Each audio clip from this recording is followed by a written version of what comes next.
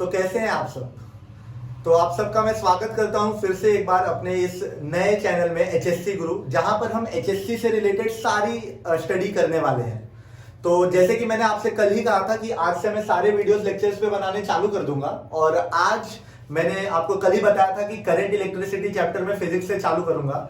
इस चैप्टर को लेने के लिए एक बहुत ही इंपॉर्टेंट रीजन ये था कि ये केवल एक लौता ऐसा चैप्टर है करंट इलेक्ट्रिसिटी पूरे फिजिक्स में जिसको बिल्कुल भी मिनिमाइज या रिड्यूस नहीं किया गया है नए नोटिफिकेशन के अनुसार। बाकी सारे ही चैप्टर्स को थोड़ा थोड़ा रिड्यूस कर दिया गया है।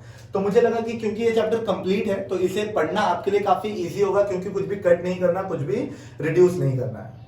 तो आज हम स्टार्ट करेंगे करंट इलेक्ट्रिसिटी। उससे पहले, करंट इलेक्ट्रिसिटी से पहले आप सभी को, क्योंकि आपने अभी ज्वाइन किया है जस्ट, तो मैं आज हमारा जो थॉट फॉर द डे है आज के हमारे एचएससी गुरु के इस लेक्चर का, वो मैं जरूर आपको बताना चाहूंगा कि knowing what to study is important but knowing what not to study is compulsory.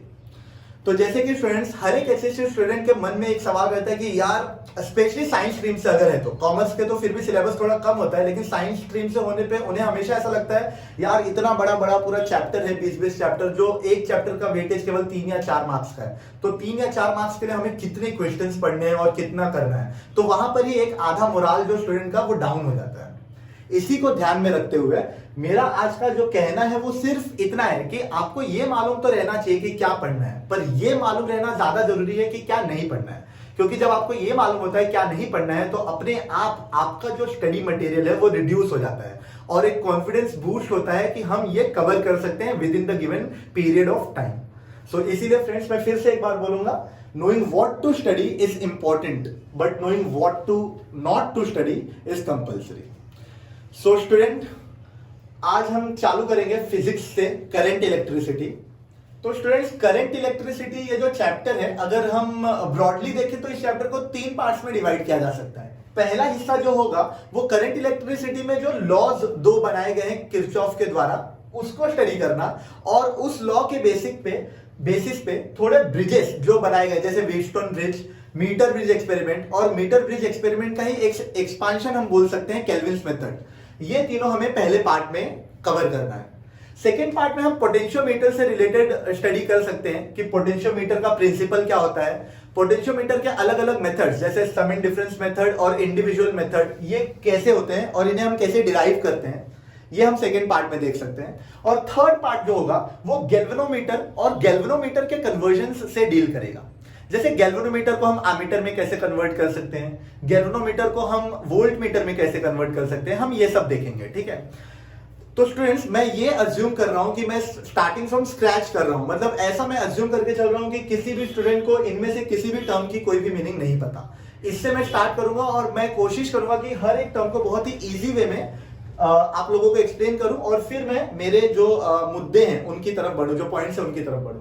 Basically आज मैं ये जो फर्स्ट पार्ट है लॉज और ब्रिजेस, इसको मैं कंप्लीट करने की कोशिश करूंगा, जो कि यहां पर लिखा गया है topic for discussion of today.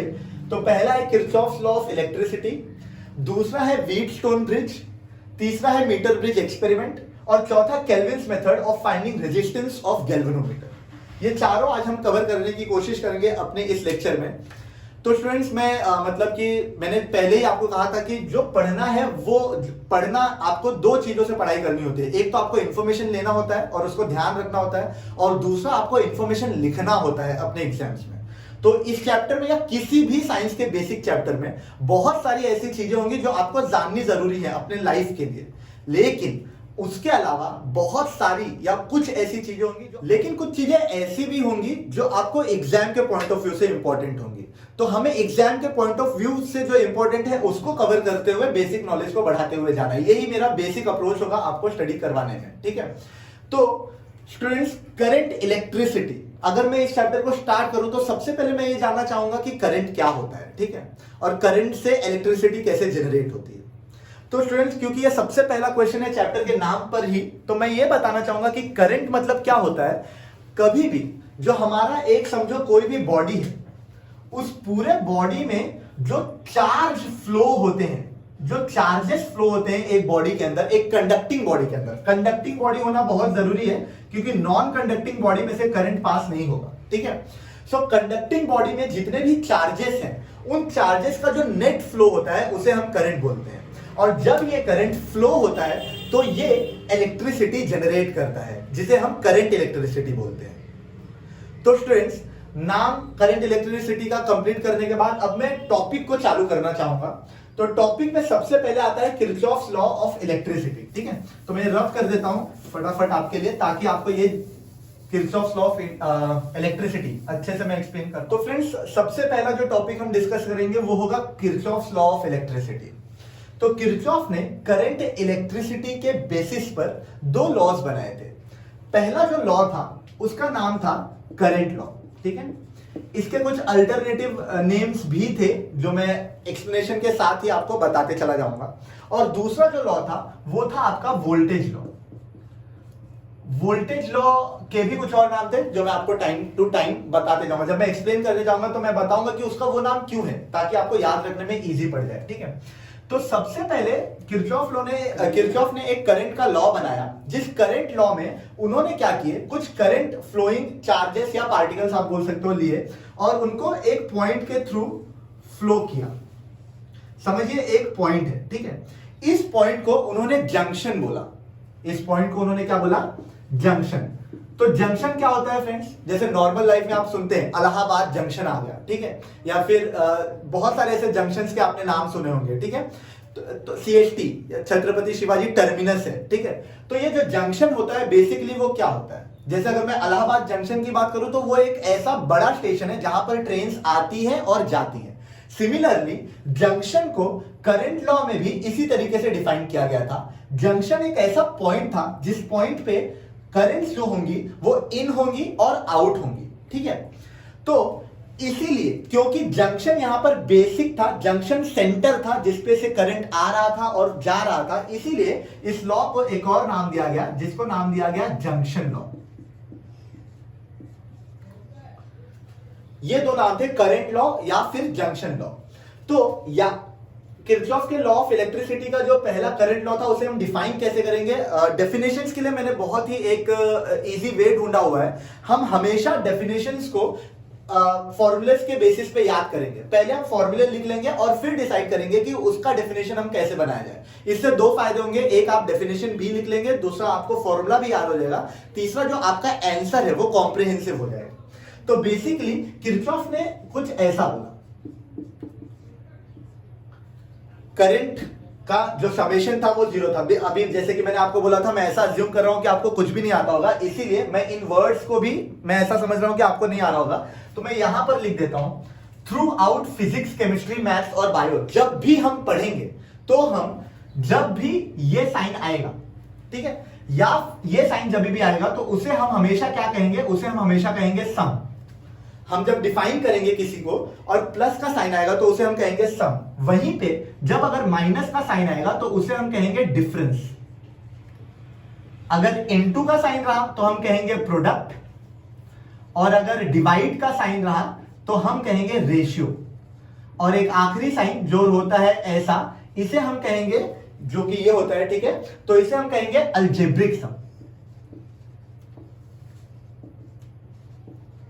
तो ये सम, डिफरेंस, प्रोडक्ट, रेशियो, अलजेब्रिक सम, तो यहां पर ये आपको दिख रहा है। ठीक है, इससे हम डिफाइन करने की कोशिश करते हैं करंट लॉ को। तो करंट लॉ में को हम कैसे डिफाइन कर सकते हैं, इसे हम क्या कहेंगे, अलजेब्रिक सम, यानी algebraic sum of all the currents coming into the junction and going out the junction is equal to zero. ठीक है, ये जो करंट है ये कहां पर आ रहा है, जंक्शन पर आ रहा है, तो इसका जो सम होगा, जैसे समझिए अब मैंने यहां पर लिखा I1, यहां पर लिखा I2, यहां पर लिखा I3 और यहां पर लिखा I4। ये जो दोनों करंट्स हैं ये इनकमिंग करंट्स हैं, और ये जो दोनों करंट्स हैं ये आउटगोइंग करंट्स हैं। ठीक है, तो मैं ऐसा कह सकता हूं कि I1 plus I2 plus I3 plus I4 equals to zero, यानी कि अलजेब्रिक सम, अगर मैं सम कर दूं सबका, algebraic sum of all the currents at the junction is equal to zero. समझा? तो हमारा पहला जो लॉ था वो बहुत इजी था, algebraic sum of all the currents at any junction equals to zero. Done. ये पहला आपको डेफिनेशन यहीं पर याद हो गया होगा, the algebraic sum of all the currents at any junction is equal to 0। Friends, current law के बाद अब हम बढ़ते हैं वोल्टेज लॉ के तरफ। वोल्टेज लॉ की तरफ बढ़ने से पहले मैं आपको एक बात बता देना चाहता हूं कि आप वीडियो के साथ एक नोटबुक और पेन लेकर बैठ सकते हैं। अगर आपको लगता है कि कुछ नोट डाउन करना है तो आप नोट डाउन कर सकते हैं, वरना जैसे कि मैंने आपको फर्स्ट वीडियो में ही बताया था, हर एक चैप्टर के एंड होने के बाद मैं हर एक चैप्टर का बहुत ही सिस्टमैटिक नोट्स अपलोड कर दूंगा मेरे इंस्टाग्राम या दूसरे चैनल्स पे। आप वहां से उसको डाउनलोड कर सकते हैं। तो आपको अगर सिर्फ सुनना है तो आप सिर्फ सुन भी सकते हैं, ठीक है। आपको मिल जाएंगी सारी चीजें, डोंट वरी। यहाँ पर सिर्फ फोकस ये रखिए कि कंसेप्ट आपको यहीं पे समझ आ जाए, डेफिनेशंस वगैरह, फिर डेरिवेशन वगैरह तो हम कर ही लेंगे, ठीक है। तो करंट लॉ को मैं थोड़ा सा ये कर देता हूं, डिलीट कर देता हूं, रब कर देता हूं। जैसे कि आपको मालूम है थोड़ा स्पेस का इशू है, तो उस हिसाब से इसको एडजस्ट करते हुए मैं यहाँ पर अब वोल्टेज लॉ को स्टार्ट करने जा रहा हूं, ठीक है। वोल्टेज लॉ को स्टार्ट करना है मुझे, तो ये रहा आपका वोल्टेज लॉ, ठीक है। वोल्टेज लॉ से पहले जैसे कि मैं आपको बेसिक वाला भी टर्म बता देना चाहता हूं। आई जो होता है वो क्या होता है, करंट। ये भी अगर किसी को नहीं पता हो तो उसमें कोई भी शर्माने की बात नहीं है। बहुत सारे ऐसे साइंस के स्टूडेंट्स आपको मिल जाएंगे जिन्हें 12th में आई, वी और आर नहीं पता होता। It is very normal, very very normal. सिर्फ आप कमेंट बॉक्स में कमेंट कीजिए आपको क्या नहीं समझ में आ रहा है, मैं आपको कोशिश करूंगा उसे सॉल्व करने का। V मतलब होता है वोल्टेज, जिसे हम पोटेंशियल डिफरेंस भी बोलते हैं, ठीक है। किसी भी दो पॉइंट के बीच में पोटेंशियल का क्या डिफरेंस है, ठीक है, उसे हम V बोलते हैं।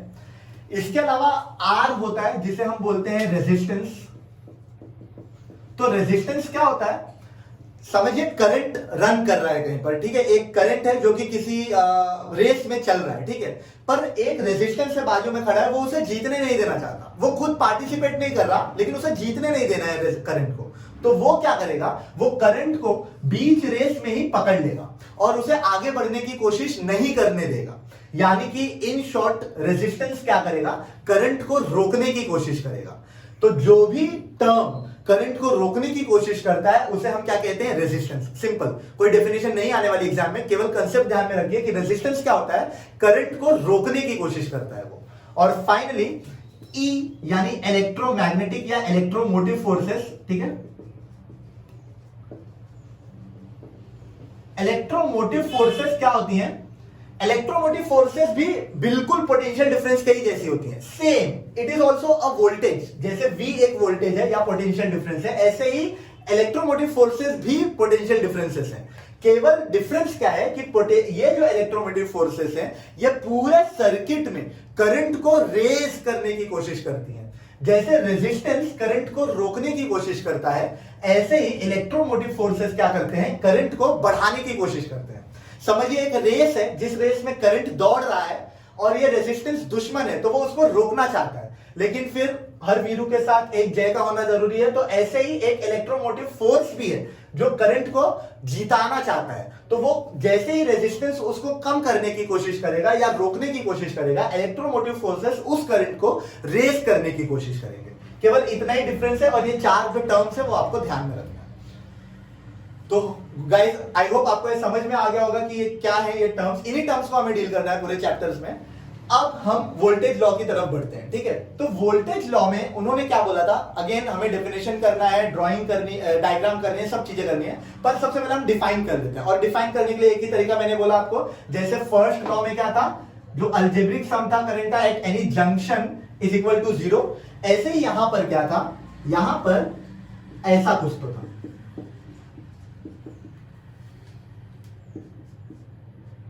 सॉरी, ठीक है। तो ये था, अब हम इसको डिफाइन करने की कोशिश करेंगे। ये जो आई आर था, ठीक है, ये वोल्टेज ही होता है। मैं बताता हूं आपको कैसे। ओम जो एक साइंटिस्ट थे, उन्होंने वोल्टेज को डिफाइन करा हुआ था। तो उनके अनुसार क्या था, उनके अनुसार ये जो वोल्ट होता है, ये हमेशा इक्वल होता है आई आर के।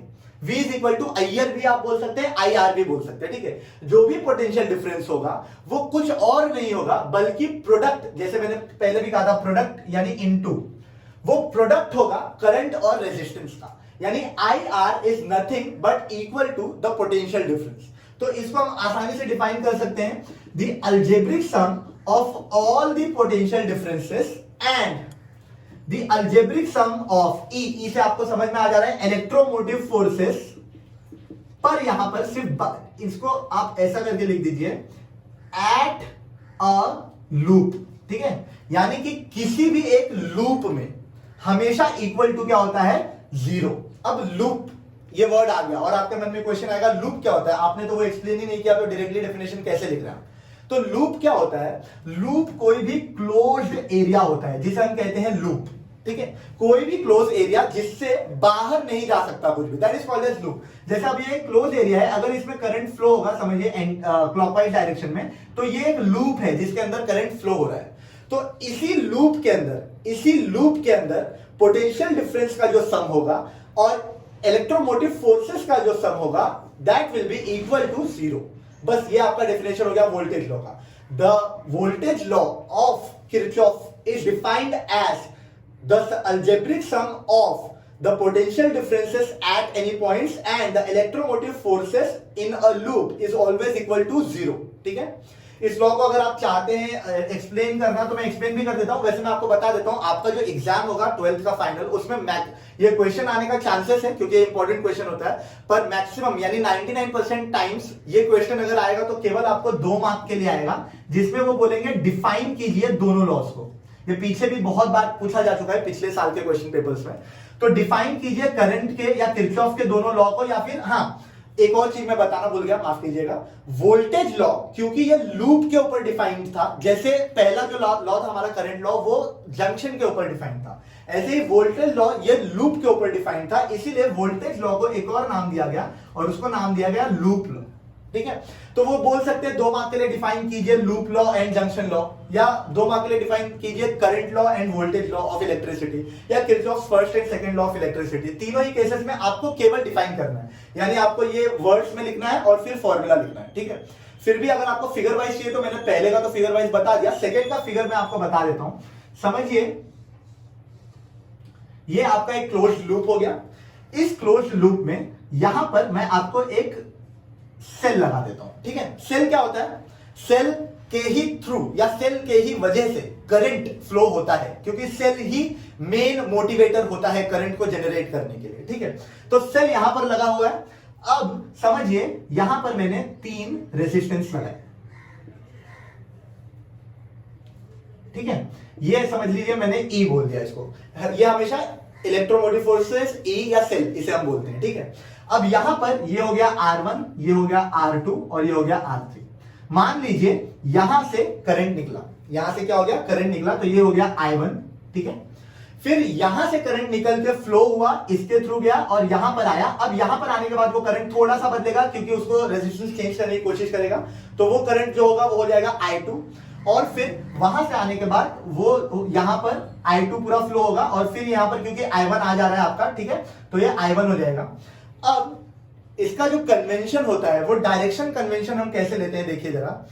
तो डायरेक्शन कन्वेंशन में हम क्या करते हैं, सबसे पहले तो हम ये ई देखते हैं, ठीक है। सबसे पहले हम क्या देखते हैं, ई, क्योंकि हमारे पास 2 ही चीजें हैं, एक IR और एक ई, इसके ही बेसिस पे हमको डिफाइन करना है, ठीक है। तो ई याद रखिए, अगर निगेटिव से पॉजिटिव जा रहा है तो ई जो होता है वो क्या होता है, पॉजिटिव ही होता है, समझा क्या इतना।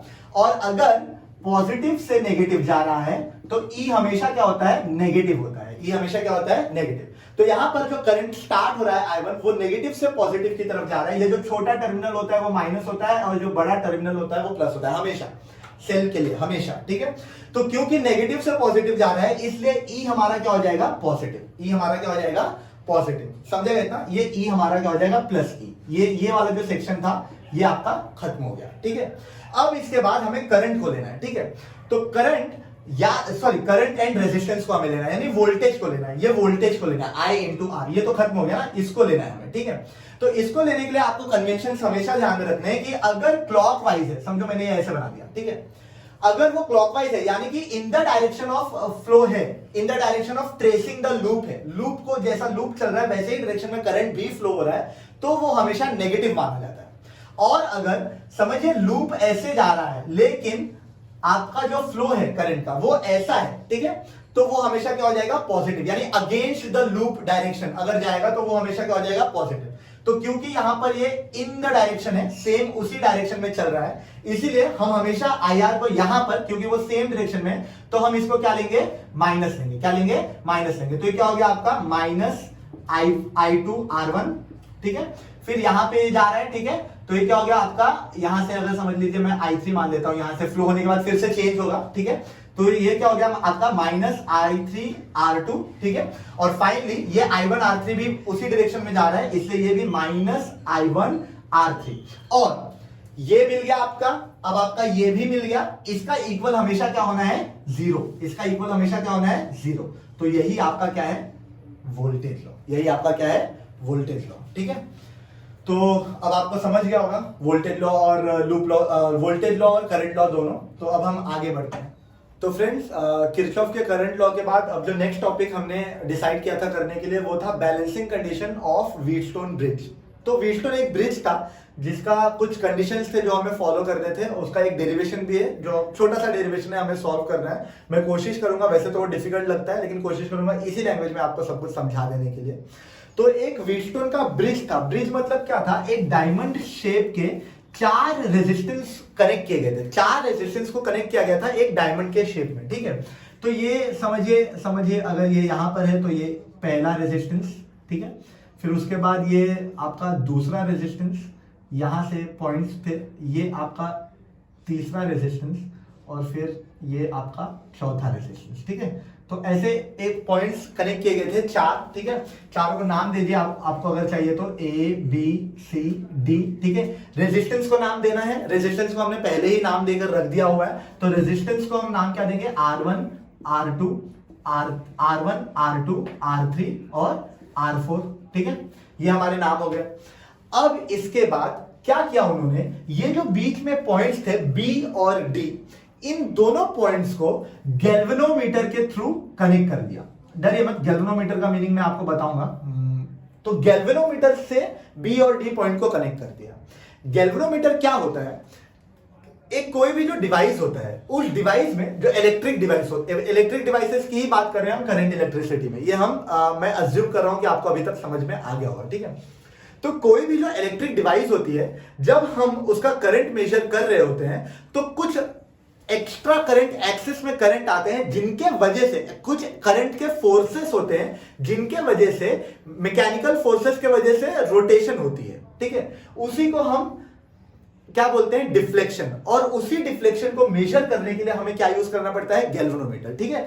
तो मीटर, जिस भी वर्ड के आगे मीटर लगा हुआ है, समझ जाइए वो वर्ड किसी ना किसी चीज को मापने के लिए, यानी मेजर करने के लिए इस्तेमाल की जाती है। तो गैल्वेनोमीटर है, तो उसको हम क्यों यूज करते हैं, गैल्वेनोमीटर को डिफ्लेक्शन मेजर करने के लिए। क्या मेजर करने के लिए, डिफ्लेक्शन। जैसे अगर मैंने बोल दिया आमीटर, तो उसे हम क्यों यूज करते हैं, मीटर लग गया यानी कि कुछ मेजर करना है। आमीटर हम क्यों यूज करते हैं, करंट मेजर करने के लिए। जैसे समझिए मैंने बोल दिया वोल्ट मीटर, तो वोल्ट मीटर हम क्यों क्या मेजर करने के लिए करते हैं, वोल्टेज मेजर करने के लिए करते हैं। जैसे मैंने बोल दिया थर्मोमीटर, तो थर्मोमीटर हम क्यों यूज करते हैं, टेम्परेचर मेजर करने के लिए। तो मीटर कुछ भी लग गया तो वो हमें मेजर करने के लिए इस्तेमाल करना होता है, ठीक है। तो ये तो एक बेसिक सर्किट हो गया। अब इस सर्किट को एक्सटर्नल सर्किट के थ्रू जोड़ना है। याद रखिए, जब तक एक्सटर्नली किसी सेल या की और बैटरी को कनेक्ट नहीं किया जाता, तब तक वो जो सर्किट है वो काम नहीं करेगा, ठीक है। तो हम यहां पर क्या करते हैं, हम यहां पर एक की लगा देते हैं। की क्या होता है, की एक प्लग होता है, जैसे हमारा प्लग होता है, स्विचेस होते हैं, उसी को हम बोलते हैं के, यानी की, ठीक है। की जब तक क्लोज नहीं होता तब तक करंट फ्लो नहीं होगा। की मतलब मैं बेसिक बता देता हूं, अंदर जब हम कोई भी सर्किट को खोलते हैं तो वायर्स होते हैं। वो वायर जब तक कनेक्टेड हैं तो वो एक क्लोज फॉर्म में बना होता है, ठीक है। क्लोज फॉर्म में बना होता है, तब तक करंट फ्लो होगा। जैसे ही वो वायर खुल जाएंगे तो वो जो करंट होगा वो यहां से तो पास होगा, लेकिन क्योंकि वो पैक नहीं है इसलिए वो नीचे गिर जाएगा, तो करंट का लॉस हो जाएगा। उस टाइम पर करंट फ्लो नहीं होगा, ठीक है। तो जब क्लोज्ड होता है तो वहां पर क्या होता है, करंट फ्लो होता है। इसीलिए की का हमेशा बंद होना जरूरी है करंट को फ्लो करने के लिए। और उसके बाद करंट को, जो जैसे मैंने पहले भी बोला था, करंट को पूरा रेगुलेट करने के लिए हम क्या लगाते हैं, हम लगाते हैं एक सेल। एक क्या लगाते हैं हम, सेल, ठीक है। तो ये की और सेल से हमने कनेक्ट कर दिया, ठीक है। ये आपका बेसिक डायग्राम है व्हीटस्टोन ब्रिज का। आई होप आपको समझाओ।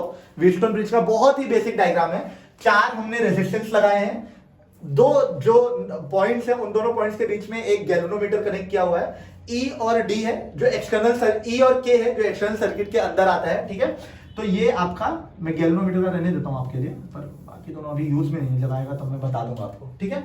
तो ये आपका बेसिक डायग्राम है व्हीटस्टोन ब्रिज के लिए, ठीक है।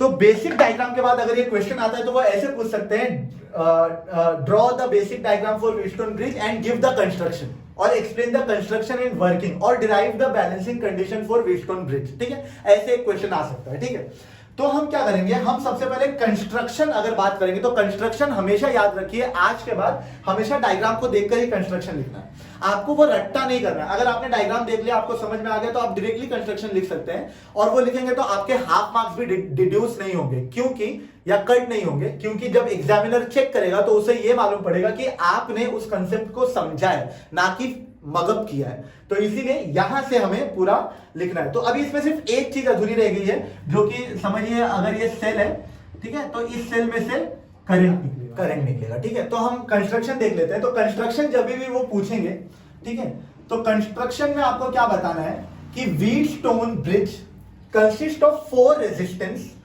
Connected to each other in a diamond form, ऐसा भी लिख सकते हो आप, ठीक है। There are 4 resistance R1, R2, R3 and R4 connected to each other in a diamond form, ठीक है। In a quadrilateral form, suppose that quadrilateral name is ABCD or that diamond's name is ABCD, whatever you want to write. इसको हम quadrilateral भी बोल सकते हैं, diamond भी बोल सकते हैं, ठीक है। तो quadrilateral ABCD is formed using 4 resistance R1, R2, R3 and R4. The points B and D are connected through a galvanometer. The point B and D are connected through a galvanometer. There is one external circuit which consists of a cell and a closed key. That's it. ये आपका construction complete हो गया। Enough construction का points है ये, 4 points में आपको construction complete करना है। There is one quadrilateral ABCD which have 4 resistance R1, R2, R3, R4. The point B and D are connected through a galvanometer. There is one external circuit which consists of a closed key K and a cell E. That is the construction of Wheatstone bridge. Second point है balancing condition.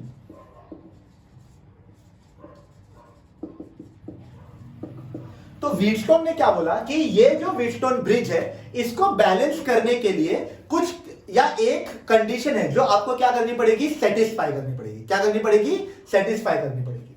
तो वो condition क्या थी, उन्होंने क्या बोला, देखिए, उन्होंने बोला कि ये जो बी पॉइंट है और ये जो डी पॉइंट है, कौन कौन से पॉइंट्स, बी पॉइंट और डी पॉइंट, कौन कौन से पॉइंट्स, बी पॉइंट्स और डी पॉइंट्स। तो ये जो दोनों जो पॉइंट्स हैं बी और डी, इन दोनों के बीच में जब पोटेंशियल डिफरेंस इक्वल होगा, इन दोनों के बीच में जो पोटेंशियल डिफरेंस है वो इक्वल होगा, तब हमारा जो व्हीटस्टोन ब्रिज है, वो जो व्हीटस्टोन ब्रिज है उसे हम क्या मानेंगे, बैलेंस्ड। उसे हम क्या मानेंगे, बैलेंस्ड। समझा क्या? ये जो दो पॉइंट्स है बी और डी, इनको कनेक्ट किया गया है गैल्वेनोमीटर के थ्रू। इसको, और ये गैल्वेनोमीटर क्या करेगा, डिफ्लेक्शन मेजर करेगा, यानी करंट का जो मेजरमेंट है वो करेगा डिफ्लेक्शन का, ठीक है। तो इन दोनों के बीच में जो पोटेंशियल डिफरेंस है वो हमेशा क्या रहेगा, इक्वल। हमेशा क्या रहेगा, इक्वल। तो हम क्या मानेंगे कि जो व्हीटस्टोन ब्रिज दिया गया है वो क्या है, बैलेंस है। वो क्या है, बैलेंस, ठीक है। अगर, अब मेरा एक क्वेश्चन है, समझ लीजिए कि यहां पर जो पोटेंशियल डिफरेंस है वो तो, और यहां का जो पोटेंशियल डिफरेंस है वो क्या है, इक्वल है। अगर इन दोनों का जो पोटेंशियल डिफरेंस है वो इक्वल है, इसका यह मतलब हुआ कि इस गैल्वेनोमीटर के थ्रू क्या कोई करंट पास होगा। ये जो वोल्टेज है, हाँ, ये दोनों ही वोल्टेजेस इक्वल है, दोनों ही वोल्टेजेस इक्वल है, यानी V is equal to I R, ये इक्वल है। अगर इक्वल है तो इनके बीच का जो करंट है, यानी अगर मैं करंट मानू IG, क्योंकि गैल्वेनोमीटर है, ठीक है, तो गैल्वेनोमीटर के थ्रू जो करंट पास होगा वो क्या हो जाएगा, जीरो। वो क्या हो जाएगा, जीरो। कोई करंट ही नहीं पास होगा, क्योंकि पोटेंशियल इक्वल है, दोनों के जो पोटेंशियल डिफरेंस ही नहीं है। नाम है पोटेंशियल डिफरेंस, लेकिन डिफरेंस है ही नहीं, इसलिए जो करंट होगा इसके बीच में फ्लो होने वाला वो भी क्या हो जाएगा, जीरो। वो भी क्या हो जाएगा, जीरो। तो ये कंडीशन बोलूं चाहे ये कंडीशन बोलूं, ये दोनों क्या होंगे, इक्वल। ये दोनों क्या होंगे, इक्वल। समझा आपको, ठीक है। अब इसका जो वर्किंग होगा वो वर्किंग कैसे होगा, देखिए, समझिए ये वर्क कैसे करता है, ये जो आपका व्हीटस्टोन ब्रिज है, ठीक है। यहां से एक करंट निकल रहा है आई, यहां से क्या निकल रहा है, करंट, जिसका नाम है आई, ठीक है। ये करंट यहां से फ्लो होना चालू होगा, ठीक है। यहां से फ्लो होते हुए ये यहां जाएगा, यहां जाएगा, फिर यहां जाएगा, यहां जाएगा, ये ए पॉइंट है, ये ए पॉइंट पे पहुंच जाएगा, ठीक है। जब ये ए पॉइंट पर पहुंचेगा ये करंट फ्लो करते हुए, ठीक है, तो उसको कंफ्यूजन हो जाएगा। वो जब यहां पर आएगा तो वो बोलेगा भाई मैं किस साइड जाऊं, मेरे पास तो दो रास्ते हैं, उसके पास ये भी एक रास्ता है, उसके पास ये भी एक रास्ता है, ठीक है। अब वो हो जाएगा कंफ्यूज, वो बोलेगा मैं किस रास्ते से जाऊं। तो वो हम इंसानों की तरह बिल्कुल पार्शियल नहीं होगा, वो क्या करेगा, वो बोलेगा मैं दोनों की तरफ पार्शियल नहीं होना चाहता हूं, तो मैं आधा उस साइड बढ़ जाऊंगा और आधा इस साइड बढ़ जाऊंगा, ठीक है। तो इस साइड जब वो बढ़ेगा तो R1 की वजह से वो बोलेगा मैं I1 करंट आपको दे देता हूं, आपकी लाइन को, और I2 करंट मैं कहां दे देता हूं, यहां पर दे देता हूं, ठीक है, या जो भी आप माने I2 या I3, ठीक है, I2 मान लीजिए यहां पर, ठीक है। समझ में आ गया आपको, ठीक है। अब क्योंकि यहां पर ये I1 और I2 यहां पे आपने मान लिया, फिर वो I1 यहां तक जाएगा, B पर आ जाएगा वो, ठीक है, और ये I2 भी यहां पर आएगा, D तक आ जाएगा, समझेगा इतना। अब यहां पर आने के बाद वो फिर कंफ्यूज हो जाएगा, उसके पास फिर से दो रास्ते हैं यहां पर आने के बाद, या तो वो नीचे चला जाए या तो वो साइड में चला जाए। अगेन वो यही काम करेगा, वो बोलेगा मैं ऐसा नहीं कर सकता कि मैं पूरा चला जाऊं, तो मैं बांट कर जाऊंगा, तो वो आधा यहां पर चला जाएगा और आधा यहां पर चला जाएगा। जब वो यहां पर जाएगा तो वो क्या करेगा, ठीक है, यहां पर समझिए अगर 5 एम्पियर है, ठीक है, और यहां पर समझिए वो 3 एम्पियर खुद को दे रहा है, कितना दे रहा है वो, 3 एम्पियर दे रहा है वो, ठीक है। तो यहां पर कितना एम्पियर जाएगा, 2 ही एम्पियर जाएगा, ठीक है। यहां पर कितना एम्पियर जाएगा, केवल 2 एम्पियर जाएगा, ठीक है। तो यहां पर वो 5 एम्पियर जा रहा है I1, यहां पर वो पास होके हो जाएगा I1। समझिए ये जो करंट है ये आपका करंट है IG, ये कैसा करंट है, IG करंट है, क्योंकि गैल्वेनोमीटर में से पास हो रहा है। तो I1 यहां पर क्या हो जाएगा, I1 माइनस IG, क्या हो जाएगा, I1 माइनस IG, क्योंकि उसने 2 यहां पर दे दिया, तो यहां पर कितना जाएगा, केवल 3 ही जाएगा, तो I1 माइनस IG हो जाएगा। ये IG इस I1 में से माइनस होकर आगे चला जाएगा, ठीक है। यहां पर उसका उल्टा होगा, ये यहां तक पहुंचेगा और यहां पर I2 आ जाएगा, ये IG नीचे आ रहा है, नीचे आके ये IG इधर पे मिल गया, ये I2 इधर पे आया, खड़ा है पहले से टपरी पे चाय पीने के लिए, और ये IG भी यहां पर आ गया, ये भी इससे मिल गया, दोनों मिल गए, तो आगे चलकर वो दोनों क्या हो जाएंगे, I2 प्लस IG, क्या हो जाएंगे, I2 प्लस IG, ठीक है। ये बेसिक वर्किंग थी उसकी, समझा गया इतना। वर्किंग मतलब हमें यही बताना है कि ये कैसे, ये जो कंडीशन है वो कैसे आएगा, ठीक है। तो अब ये जो कंडीशन है, इस कंडीशन को एक और नाम दिया जाता है, वो होता है R1 upon R2 is equal to R3 upon R4। ये हमें प्रूव करना है, R1 upon R2 is equal to R3 upon R4, ठीक है, टू प्रूफ, ठीक है। तो मैं इसको अब प्रूव करूंगा। यहां तक किसी को कोई डाउट हो तो आप कमेंट सेक्शन में मुझे बोल सकते हैं, तो मैं आपको हेल्प कर दूंगा। अगर यहां तक आपको समझ में आ गया तो मैं अभी इसका डेरिवेशन नेक्स्ट ट्राई करने जा रहा हूं या स्टार्ट करने जा रहा हूं, आप मेरे साथ बने रहे, ठीक है। R1 upon R2 is equal to R3 upon R4, ठीक है। तो अब हमें प्रूव करना है क्या, R1 upon R2 is equal to R3 upon R4, ठीक है। तो इस रेशियो को प्रूव करने के लिए हम वहीं से चालू करेंगे, जो बैलेंसिंग कंडीशन था हमारा। बैलेंसिंग कंडीशन क्या था, VB is equal to VD, इन दोनों का जो पोटेंशियल डिफरेंस था वो इक्वल था, और एक बैलेंसिंग कंडीशन था IG इक्वल टू 0, वो हम ध्यान में रख देंगे, ठीक है। अब हम निकालेंगे VB is equal to VD, ये हमारा जो था क्या था, हमारा पहला बैलेंसिंग कंडीशन था, ठीक है। तो B इधर है और D इधर है, तो मैंने ये VB और VD दोनों लिख दिया, ठीक है। अब मैं क्या करता हूं, ये VD को मैं थोड़ा सा गैप दे देता हूं, ठीक है। यहां पर मैंने लिख दिया VB is equal to VD। B और D इन दोनों से पहले A पॉइंट है, और V और D दोनों के बाद में C पॉइंट है, ठीक है। तो वही मैं सेम वही चीज लेकर आता हूं, मैं कोई एक्स्ट्रा दिमाग लगाकर या कुछ थ्योरेटिकल, कुछ डेरिवेटिव, ऐसा कुछ नहीं, डेरिवेशन वगैरह कुछ नहीं, यही से मैं देखने की कोशिश करता हूं। B और D ये दोनों यहां पर लिखे हुए हैं, इन दोनों पॉइंट से पहले पॉइंट है A, इसलिए मैं इन दोनों से पहले पॉइंट ले लेता हूं A, यानी VA, ठीक है। और इसको क्या कर देता हूं माइनस, इसको क्या कर देता हूं माइनस, क्योंकि VA में से ही ये निकले ना, ये जो करंट था वो यहीं से आकर डिवाइड हुआ ना, ये I डिवाइड हो गया I1 और I2 में, यानी माइनस हो गया वो। अगर 10 रहा होगा तो 5 और 5 ऐसे चला गया होगा, ठीक है। इसलिए दोनों में से VA माइनस कर दिया, और इसको नाम दे देता हूं इक्वेशन नंबर 1, ठीक है। फिर से मैं वही इक्वेशन लिखता हूं, VB और VD और C इन दोनों के बाद में है, इसलिए मैं यहां पर क्या लिख देता हूं, C इन दोनों के बाद में, ठीक है। ये हो गया आपका इक्वेशन नंबर 2, समझा गया इतना? इक्वेशन नंबर 1 क्या हो गया, बी और डी हमने लिखा, और क्योंकि ए पॉइंट पहले था इसलिए ए पॉइंट पहले लिख दिया, फिर से हमने बी और डी लिखा, और सी पॉइंट बाद में था इसलिए हमने बाद में लिख दिया। ठीक है, ये 2 पॉइंट्स हमारे हो गए। अब हमें क्या करना है, हमें अपना वी ए और वी बी, ये हमारा जो पहला पॉइंट है, ठीक है, V A minus V B, ठीक है, यहां पर है ए, यहां पर है बी, और v का जो फॉर्मूला होता है, v का फॉर्मूला क्या होता है, आईआर, अभी मैंने आपको बताया था, v is equal to I R, Ohm's law, ठीक है, बाय ओम्स लॉ, ठीक है। तो v मतलब क्या होगा, आई आर, तो ये रहा a और b, a और b के बीच में i और r कहां पर है, यहां पर है i1 और r1, समझ में आ गया आपको। दूसरा देखो जरा क्या है, va माइनस vd, ठीक है, तो va माइनस vd, ये रहा a, ये रहा d, इन दोनों के बीच में i और r कहां पर है, यहां पर है, तो ये क्या है आपका i2 r3, समझ में आ गया इतना।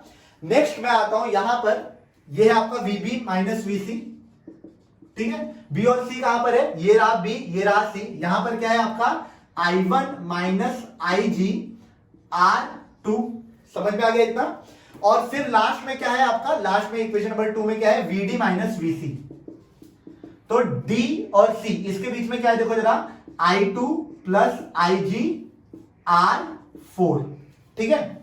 अब हमारा जो कंडीशन था IG इज इक्वल टू 0, जिसको मैंने पहले ही बोल के रखा था कि ब्रैकेट में लिखना, हम बाद में कोशिश करेंगे फिल करने का, वो यहां पर डाल देते हैं हम, ठीक है।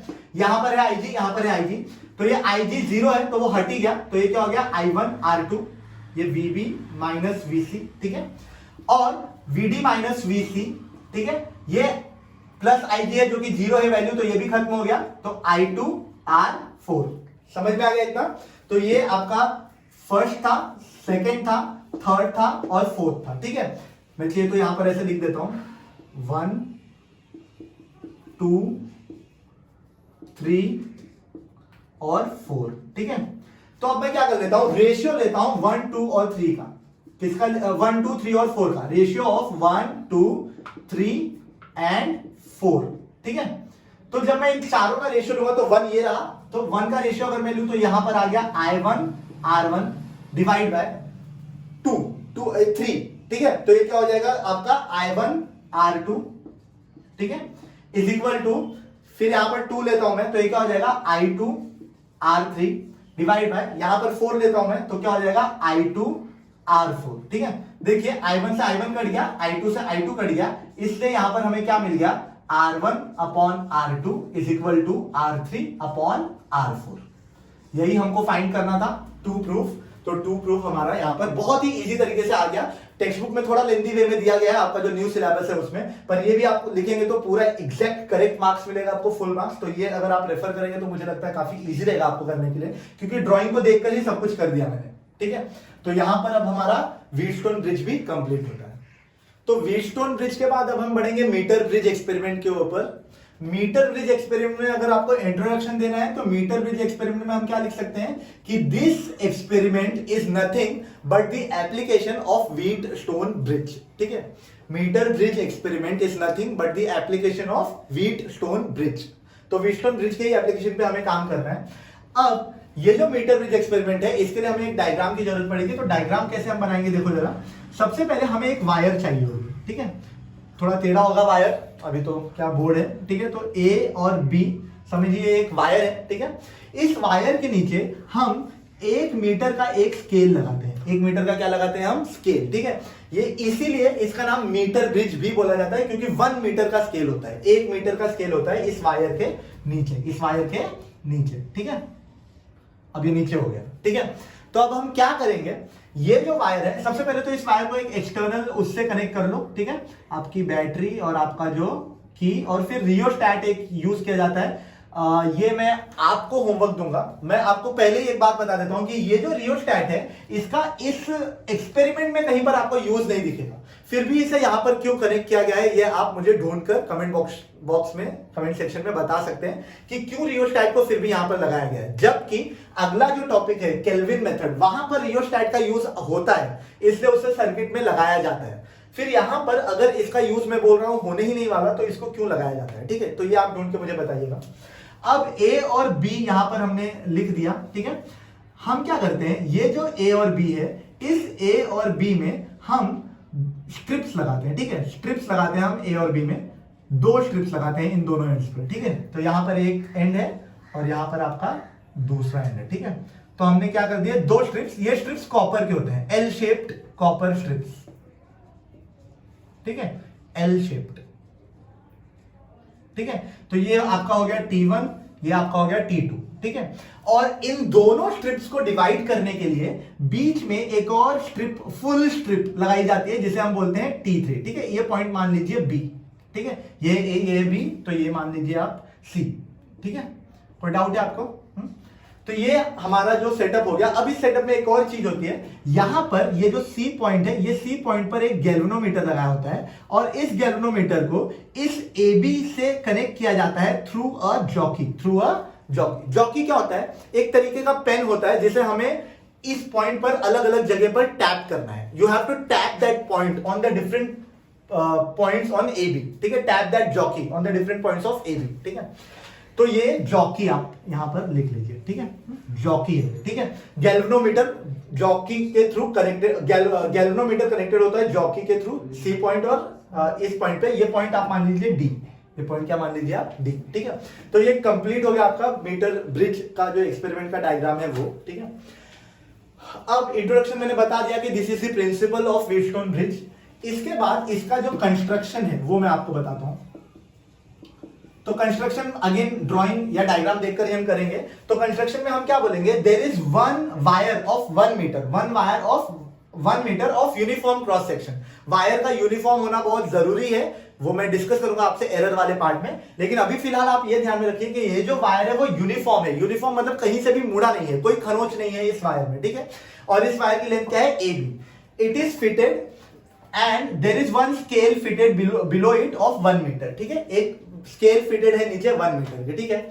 On this wire on both the ends, इस वायर के दोनों ही एंड पे 2 L शेप कॉपर स्ट्रिप्स हैं, T1 और T2, ठीक है। L शेप कॉपर स्ट्रिप्स हैं T1 and T2। There is one middle strip C which divides first strip and third strip or which creates a space between or a separation between the first strip and third strip, ठीक है।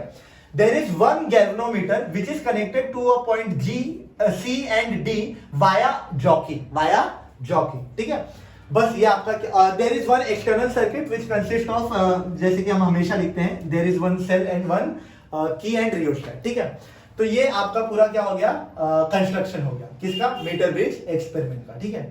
अब आपको लिखना है क्या, working. अब आपको क्या लिखनी है, वर्किंग, या फिर आप बोल सकते हो डेरिवेशन, जो आप बोलते हैं आपने नॉर्मल लैंग्वेज में, वो आप बोल सकते हैं, ठीक है। तो हम डिराइव करेंगे क्या इसका मतलब। और हाँ, मीटर ब्रिज एक्सपेरिमेंट, सॉरी मैं यहाँ पर एक चीज भूल चुका हूं, और वो चीज है कि ये जो आपका कॉपर स्ट्रिप है, ठीक है, इस कॉपर स्ट्रिप में हम क्या करते हैं, हम यहाँ पर एक अननोन रेजिस्टेंस लगाते हैं और एक यहाँ पर क्या लगाते हैं हम, एक हम लगाते हैं यहाँ पर, समझिए ये यहां पर होता है unknown resistance which is X, और फिर यहां पर हम एक नोन रेजिस्टेंस लगाते हैं विच इज R। समझ में आया? एक अननोन रेजिस्टेंस होता है X, इसी को फाइंड करना है आपको, ठीक है। Metre bridge experiment is used to find the unknown resistance, ठीक है, इन द सर्किट, ठीक है। तो ये अननोन रेजिस्टेंस X फाइंड करने के लिए हम इसका इस्तेमाल करते हैं, जो कि फर्स्ट गैप में लगाया गया, और दूसरे गैप में R लगाया गया, जो कि नोन रेजिस्टेंस है। ये क्या है आपका, नोन रेजिस्टेंस, ठीक है। ये क्या है आपका, नोन रेजिस्टेंस, ठीक है, नोन रेजिस्टेंस है, ठीक है। अब यहां से आपका जो करंट फ्लो होगा वगैरह वगैरह, ठीक है। तो अब क्या करते हैं हम वर्किंग में, हम क्या करते हैं वर्किंग में, हम सबसे पहले क्या करते हैं, यहां पर अननोन रेजिस्टेंस जो X होता है वो लेफ्ट गैप में आता है, और जो नोन रेजिस्टेंस होता है वो आपका कौन से गैप में आता है, राइट गैप में आता है, ठीक है। तो हम क्या करते हैं, हम इस जो नोन रेजिस्टेंस बॉक्स है, ये जो रेजिस्टेंस बॉक्स है जिसमें नोन रेजिस्टेंस है, इसको हम किसी ना किसी तरीके से एडजस्ट करते हैं, और इसको हम बस वर्किंग में पहला पॉइंट क्या है कि the known resistance R is adjusted to a specific level, ठीक है। इसको हम स्पेसिफिक लेवल पे एडजस्ट करते हैं, जो हमारी रिक्वायरमेंट है, एज पर अवर नीड, जो अननोन रेजिस्टेंस का रिक्वायरमेंट है उसके हिसाब से इसको हम क्या करते हैं, एडजस्ट करते हैं। और गैल्वेनोमीटर में हम क्या करते हैं, जॉकी को, ठीक है, जॉकी को हम टैप करते हैं, जॉकी को हम क्या करते हैं, tap on wire A B, on wire A B, ठीक है, ऑन डिफरेंट पॉइंट्स। हमने यहां पे क्या किया, रेजिस्टेंस बॉक्स को हमने एडजस्ट कर दिया जिससे एक रेजिस्टेंस इंट्रोड्यूस हुआ है, और ये जॉकी जो है उसको हम अलग अलग पॉइंट्स पर क्या करते हैं, अलग अलग पॉइंट्स पर टैप करते हैं, ठीक है। याद रखिए टैप करना है, स्लाइड नहीं करनी कि पेन आया बस उसको घस दो, ऐसा नहीं है, उसको सिर्फ टैप करना है, यानी ऐसा करके एक पॉइंट सिर्फ आपको रखना है, ठीक है। और फिर हमको अकॉर्डिंगली एक ऐसा पॉइंट ऑब्टेन करना होता है जहां पर गैल्वेनोमीटर क्या दिखाता है, नल डिफ्लेक्शन। गैल्वेनोमीटर क्या दिखाता है, नल डिफ्लेक्शन। तो null deflection is shown by galvanometer, ठीक है। हमको गैल्वेनोमीटर क्या दिखाता है, नल डिफ्लेक्शन। जब गैल्वेनोमीटर नल डिफ्लेक्शन दिखाता है तो हम उस रीडिंग को रिकॉर्ड करते हैं, ठीक है, उस रेजिस्टेंस को रिकॉर्ड। नल डिफ्लेक्शन आने के बाद हमें क्या करना है, हमें ये जो ए और डी, ये डी पॉइंट पे समझिए आपको नल डिफ्लेक्शन मिल गया, तो इस लेंथ को हमें मेजर कर देना है। ये लेंथ हम मान लेते हैं LX है क्योंकि ये X के नीचे है, और फिर जब लेंथ बच गई वो आपकी क्या हो जाएगी, LR, जो कि R के नीचे है, ठीक है। तो ये LX हो गया और ये LR हो गया, ठीक है। अब क्योंकि नल डिफ्लेक्शन मिल गया है इसलिए as per Wheatstone bridge, as per Wheatstone bridge, ठीक है, क्योंकि हमें नल डिफ्लेक्शन मिल चुका है इसलिए, ठीक है, हम क्या करेंगे, x अपॉन आर यानी R1 अपॉन R2, पहला रेजिस्टेंस अपॉन दूसरा रेजिस्टेंस इज इक्वल टू, ये जो रेजिस्टेंस है, resistance of length LX upon resistance of length LR, ठीक है। हम क्या करेंगे, LX और LR का चार रेजिस्टेंस चाहिए हमें, R1 upon R2 is equal to R3 upon R4, तो C upon R is equal to इसका रेजिस्टेंस अपॉन इसका रेजिस्टेंस। ये आपका ब्रिज बन गया एक तरीके का, मीटर ब्रिज, व्हीटस्टोन ब्रिज के जैसा, ये अपॉन ये इज इक्वल टू ये अपॉन ये, ठीक है। अब ले इसका हम रेजिस्टेंस कैसे निकालेंगे, LX के अंदर कितना रेजिस्टेंस है, ये एक स्पेसिफिक रेजिस्टेंस है, तो हम स्पेसिफिक रेजिस्टेंस से फॉर्मूला निकालेंगे। याद रखो जब भी हम लेंथ का रेजिस्टेंस निकालते हैं तो उसका फॉर्मूला क्या होता है, सिग्मा इंटू, ठीक है, sigma into LX upon area, sigma L upon A, ये फॉर्मूला होता है, ठीक है, सिग्मा LX अपॉन A, और फिर इसका क्या हो जाएगा, sigma LR upon A, sigma से सिग्मा कैंसल, A से A कैंसल, ठीक है, यानी कि फाइनली आपको क्या मिल जाएगा, X upon R is equal to LX upon LR, ठीक है, यही आपका। अब यहां से अगर समझिए मुझे अननोन रेजिस्टेंस निकालना है तो मैं क्या कर सकता हूं, X यहां पे रख दिया, ये जो R डिवाइड में था, जब वो इक्वल टू के बाद में डिवाइड जाता है तो क्या बन जाता है, मल्टीप्लाई, तो ये R ऊपर चला जाएगा और यहां पर क्या बचेगा, LX अपॉन LR, ठीक है। अब आपको क्या निकालना है, आपको निकालना है अननोन रेजिस्टेंस, ठीक है। अननोन रेजिस्टेंस X कैसे निकाल सकता हूं, मुझे ये रेजिस्टेंस तो मालूम है, नोन रेजिस्टेंस ये 1 मीटर का है, उसमें से मुझे मालूम है LX कहां पर मिला है, ठीक है। समझिए अगर ये 600 है तो ये कितना हो जाएगा, 400, तो mm 600, अगर ये mm है तो ये 400 mm हो जाएगा, या 60 सेंटीमीटर है तो ये 40 सेंटीमीटर हो जाएगा, तो ये LX मालूम है, LR उसके साथ मालूम हो जाएगा, तीनों मालूम है, तो मैं अननोन रेजिस्टेंस X निकाल सकता हूं। तो यहां पर हमारा मीटर ब्रिज कंप्लीट होता है।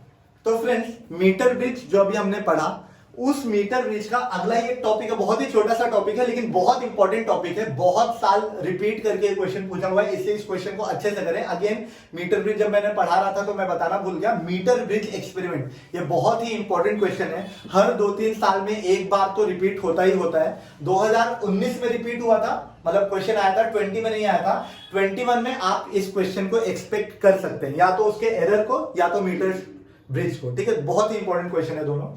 तो सबसे पहला एरर्स को, जो errors, metre bridge experiment, metre bridge एक तरीके का डिवाइस है और पूरे वर्ल्ड में ऐसी कोई डिवाइस नहीं जो 100% एफिशिएंट हो, यानी कि पूरी की पूरी परफेक्ट रिजल्ट दे, ऐसा कोई डिवाइस नहीं है, ठीक है। इस वजह से मीटर ब्रिज में कुछ एरर्स आते हैं, जिन एरर्स को हम हटा नहीं सकते, खत्म नहीं कर सकते, लेकिन मिनिमाइज कर सकते हैं, कम कर सकते हैं, ठीक है। तो उन्हीं एरर्स के बारे में हमें पढ़ना है। सबसे पहला एरर क्या होता है, सबसे पहला एरर होता है नॉन यूनिफॉर्मिटी ऑफ वायर, ठीक है। कभी कभी क्या हो जाता है, जो वायर आपने ली हुई है उस 1 मीटर की, वो वायर एकदम यूनिफॉर्म नहीं होती है, कहीं बीच से कटी हुई होती है, या फिर समझिए खुला हुआ है, या फिर मुड़ा हुआ है, बंधा हुआ है, ठीक है। ऐसे कुछ वायर्स होते हैं जो नॉन यूनिफॉर्म होते हैं। इन वायर्स के वजह से कभी कभी लेंथ बराबर मेजर नहीं हो पाता और इस वजह से थोड़ी बहुत एरर्स आ जाते हैं जब हम परफॉर्म करते हैं उस एक्सपेरिमेंट को। तो सबसे पहले और अब इसको मिनिमाइज कैसे करना है, ये तो हो गया आपका एरर। इसको मिनिमाइज करेंगे, कैसे करेंगे, इसको मिनिमाइज करेंगे जब भी हम वायर लेंगे तो उसको अच्छे से चेक करेंगे कि वो वायर पूरा का पूरा uniform cross section of area का होना चाहिए, यानी यूनिफॉर्म होना चाहिए, वो वायर स्ट्रेट होना चाहिए, ठीक है। सेकेंड है स्लाइडिंग द जॉकी, ये मैन मेड एरर है, ठीक है। वो जो जॉकी है जो आपको टैप करनी है गैल्वेनोमीटर के थ्रू जो कनेक्ट है इस बीच वाले बार से, ये जो जॉकी आपको टैप करनी है, इससे केवल टैप करना है इस पॉइंट पर। पेन मिला है तो बस उसको ऐसे घसीट दो, उसको ऐसे घसड़ दो उसके ऊपर, तो क्या हो जाता है, तो फिर ये जो आपका वायर है ये हीट जनरेट करने लगता है, ठीक है, घसीटने के वजह से there is a generation of heat, और उसके वजह से एरर्स आ सकते हैं रीडिंग में। अब इसको हम कैसे रिड्यूस करेंगे, हम स्लाइड नहीं करेंगे जॉकी को, हम क्या करेंगे, टैप करेंगे, यानी एक पॉइंट पर बस ऐसे टैप कर देना है, उसके अलावा कुछ नहीं, ठीक है। थर्ड पॉइंट होता है non coincidence with 0 and 100 marks of scale, ठीक है। अब इस जो वायर है इसके नीचे स्केल लगा हुआ है 0 से लेकर 100 का, अगर सेंटीमीटर में मैं बात करूं तो, ठीक है, वायर 1 मीटर। तो क्या होता है, कभी कभी ये जो वायर है यहां पे 0 स्टार्ट हो रहा है, लेकिन आपका वायर चालू हो रहा है यहां से, ठीक है, या और आपका वायर खत्म हो रहा है यहां से, तो समझिए ये 2 और ये 3 समझ लो, तो 5 सेंटीमीटर का जो गैप आ जाता है, उस वजह से क्या आ जाता है, एरर आ जाता है। क्या आ जाता है, एरर, ठीक है। इस एरर को हम कैसे कम कर सकते हैं, मिनिमाइज कर सकते हैं, तो हमें क्या करना है, हमें हमेशा कोशिश यही करनी है कि जो जॉकी हो उसे इस तरीके से टैप किया जाए कि गैल्वेनोमीटर एग्जैक्ट इसके सेंटर पे, यानी एग्जैक्ट 500 जो सेंटीमीटर है या 50 सेंटीमीटर का जो मार्क है, ठीक है, उसके ऊपर ही उसका नल डिफ्लेक्शन दिखाए। गैल्वेनोमीटर का जो नल डिफ्लेक्शन है वो मिड पॉइंट पर है। किस पॉइंट पर है, मिड पॉइंट पर आए, तो ये वाला जो एरर है ये मिनिमाइज हो जाता है। क्या हो जाता है, मिनिमाइज, ठीक है। तो ये 3 एरर्स थे फ्रेंड्स जो हमें देखने थे मीटर ब्रिज एक्सपेरिमेंट में अराइज होने की वजह से। तो इसी के साथ मीटर ब्रिज का जो पार्ट है वो कंप्लीटली खत्म होता है। अब नेक्स्ट जो टॉपिक है वो है केल्विन मेथड।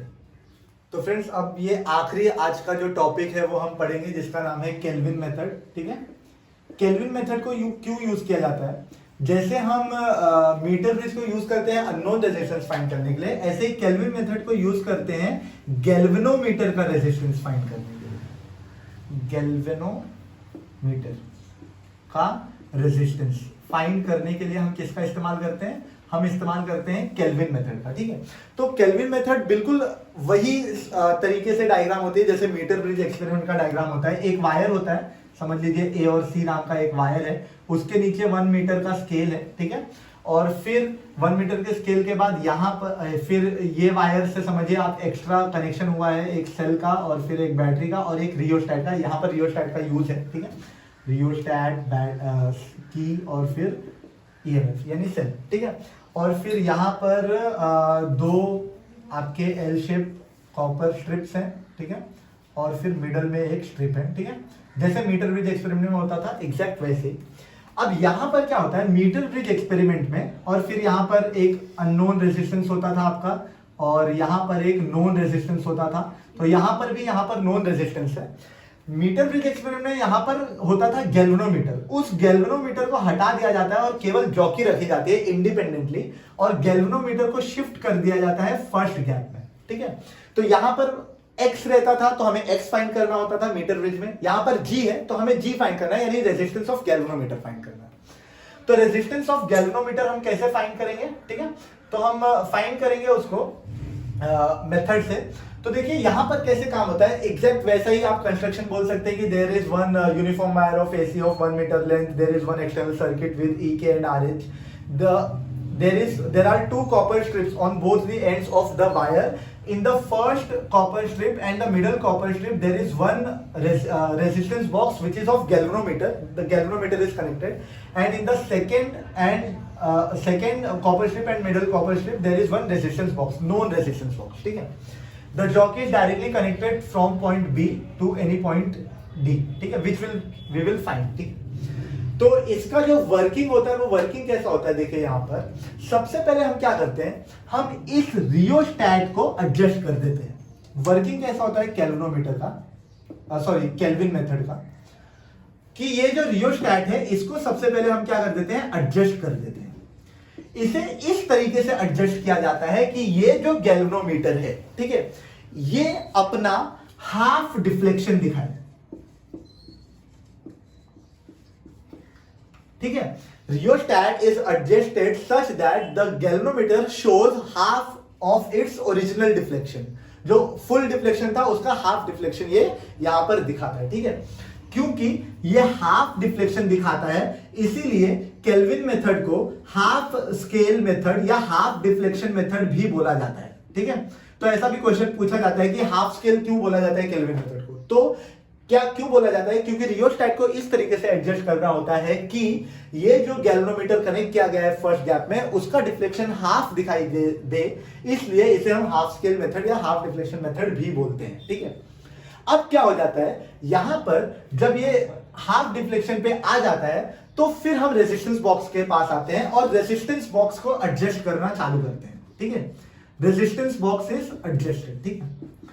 रेजिस्टेंस बॉक्स को एडजस्ट किया जाता है ताकि ये जो गैल्वेनोमीटर है वो फिर से एक बहुत ही फेयरली मेजर डिफ्लेक्शन दिखाए, ठीक है, बहुत ही बड़ा डिफ्लेक्शन दिखाए, ठीक है। और इस डिफ्लेक्शन को बोला जाता है फुल स्केल डिफ्लेक्शन, ठीक है, काफी बड़ा डिफ्लेक्शन। अब क्या हो जाता है कि जब ये फुल स्केल डिफ्लेक्शन दिखाता है तब हम जॉकी को टैप करना चालू करते हैं, ठीक है। जॉकी को टैप करते टाइम हम अलग अलग पॉइंट्स को लेते हैं और अलग अलग पॉइंट्स पे उस पॉइंट पे हम आकर रुक जाते हैं जिस पॉइंट पर डिफ्लेक्शन एग्जैक्ट इक्वल हो जाता है इसके, ठीक है। तो जॉकी को टैप करना है until the deflection becomes equal of this, ठीक है। जब वो इक्वल हो जाता है इसके तब वो रीडिंग हम मेजर कर लेते हैं और उस लेंथ को हम यहां पर ये गैल्वेनोमीटर के नीचे इससे हम इसको लिख देते हैं LG और इसके ये है तो ये हो गया LR, ठीक है। अब डेरिवेशन सेम है जैसे व्हीटस्टोन ब्रिज का जो कंडीशन है R1 upon R2 is equal to R3 upon R4, तो हम सबसे पहले क्या लेंगे G अपॉन R, ठीक है, is equal to again resistance of length Lx and resistance of length Lr, sorry यहां पर Lg होगा, ठीक है। अब ये जो रेजिस्टेंस होगा G upon R is equal to resistance of Lg क्या होगा, सिग्मा, क्योंकि स्पेसिफिक लेंथ का रेजिस्टेंस है तो sigma into Lg upon A area, ठीक है। और ये क्या हो जाएगा sigma into LR upon area, sigma से सिग्मा कैंसल, A से A कैंसल, यानी G upon R is equal to LG upon LR, ठीक है। फिर G हमें निकालना है, ठीक है, तो ये R ऊपर चला जाता है तो R into LG upon LR, ठीक है। अब देखिए गैल्वेनोमीटर का रेजिस्टेंस हमें निकालना है, ये रेजिस्टेंस तो नोन है, LG हमें मालूम पड़ गया, D पॉइंट मालूम पड़ने के बाद, और LR भी हमें मालूम पड़ गया, ठीक है। LG 100 में से LG को माइनस कर देंगे, LR अपने आप निकल जाएगा, ठीक है, क्योंकि ये पूरा 100 है, 100 में से माइनस कर दिया तो ये निकल गया, ठीक है। तो इससे हमको गैल्वेनोमीटर का रेजिस्टेंस भी मिल जाएगा। तो फ्रेंड्स आज हमने केल्विन मेथड तक करंट इलेक्ट्रिसिटी को कंप्लीट कर लिया है, यानी जो पहला पार्ट था करंट के लॉस और फिर ब्रिजेस वो हमने कंप्लीट कर लिया है। अब नेक्स्ट पार्ट में हम पोटेंशियोमीटर के प्रिंसिपल्स और पोटेंशियोमीटर के एप्लीकेशन यानी सम एंड डिफरेंस मेथड और इंडिविजुअल सेल मेथड इसको हम कंप्लीट करेंगे और फाइनली थर्ड पार्ट को कंप्लीट करने के बाद एक बार पूरा रिवीजन और इस चैप्टर पर बेस्ड न्यूमेरिकल लेंगे, ठीक है। तो इस तरीके से चैप्टर को हम खत्म करेंगे। तो आपको उम्मीद करता हूं मैं कि ये पूरा जो एक्सप्लेनेशन है वो समझ में आया होगा। बहुत ही इजी तरीके से समझाने की कोशिश की है मैंने, कोई हार्ड एंड फास्ट रूल लेकर या फॉर्मूला लेकर कोशिश नहीं की है। तो अगर आपको ये समझा है और आप चाहते हैं कि मैं ऐसे ही वीडियोस लेकर आऊं जिसमें आपको घर बैठे बैठे एग्जैक्ट कोचिंग सेंटर्स में या कॉलेजेस में कैसे पढ़ाए जाते हैं वैसी पढ़ाई आपको घर बैठे बैठे अपनी कन्वीनियंस पे मिले, तो आप लाइक कीजिए, शेयर कीजिए, सब्सक्राइब कीजिए ताकि मैं और वीडियोस आपके लिए बना सकूं। तो बस इसी पे हम हमारा ये खत्म करेंगे आज का सेशन और नेक्स्ट सेशन में हम मिलेंगे पोटेंशियोमीटर के ऊपर डिस्कस करने के लिए। Thank you for watching.